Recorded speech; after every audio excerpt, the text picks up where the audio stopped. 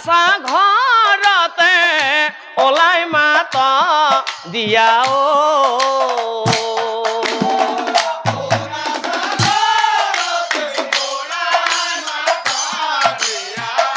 বোলো ঘৰত কোন আছা ওলাই হা ভোকে প্ৰাণ ভাতি যায়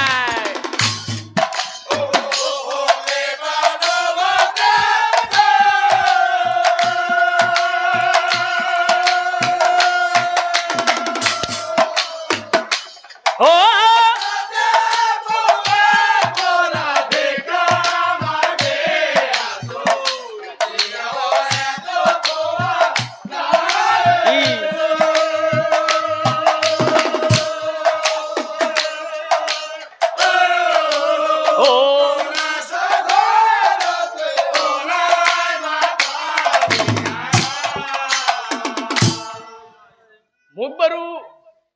বাহিৰত কোনোবাই মাতিছে নেকি হয় মুখেই মাতিছে মাত শুনি ওলাই আহিলা গৃহিণী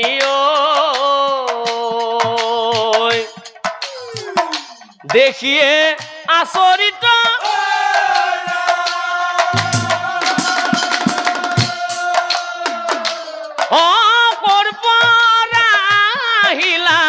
ইমান মৰম লগা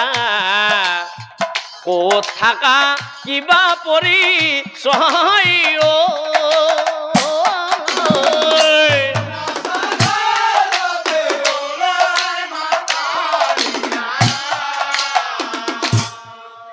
এনেকৈ কতদিন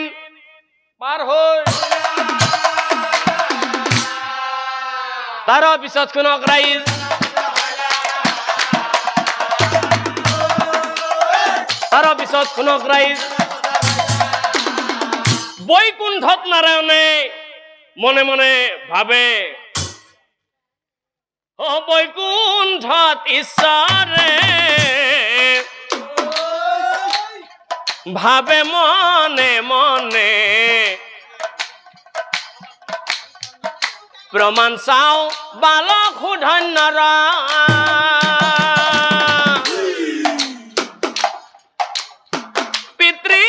মাতৃৰ প্ৰতি কিমানো ভকতি জানি বুজি লওঁ এতিক্ষণা হে প্ৰভু নাৰায়ণ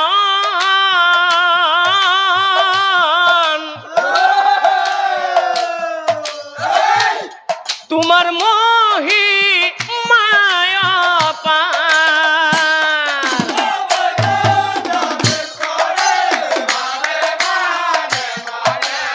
ভাবে মনে মনে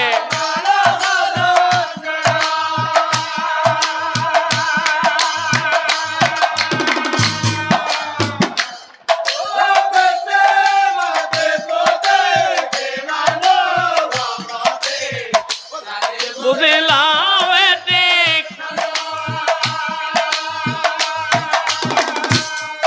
হে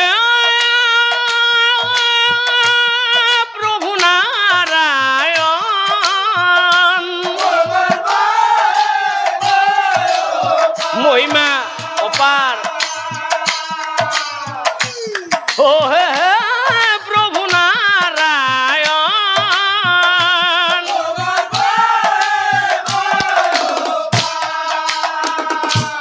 চলি গইলা নাৰায়ণে ব্ৰাহ্মণৰ বেশ ধৰি চলি গইলা সুধন্যৰ কাষে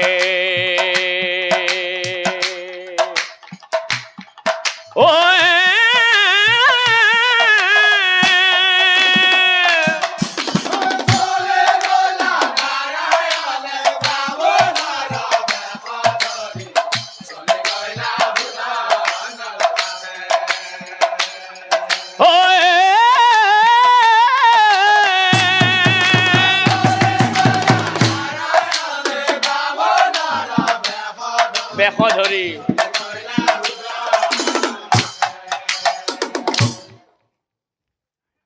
ব্ৰাহ্মণ ৰূপ ধৰি প্ৰভুই কৃষ্ণ কৃষ্ণ তেখন এসো ব্ৰাহ্মণ ৰূপ ধৰি প্ৰভুই তেখন এসো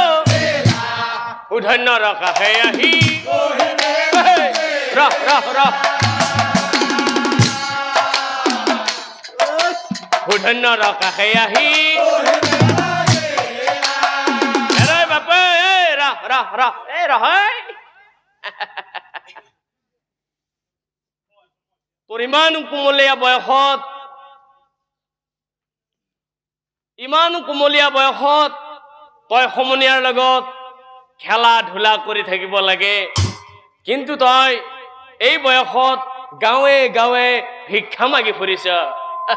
এই ও তোৰ ঘৰত কোনো নাই নেকি আছে যদি আছে তেনেহলে তই কিয় ভিক্ষা মাগি আছ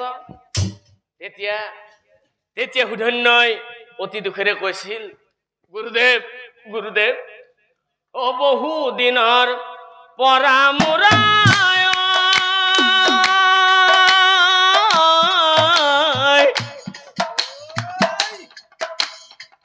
পিতৃ মাতৃ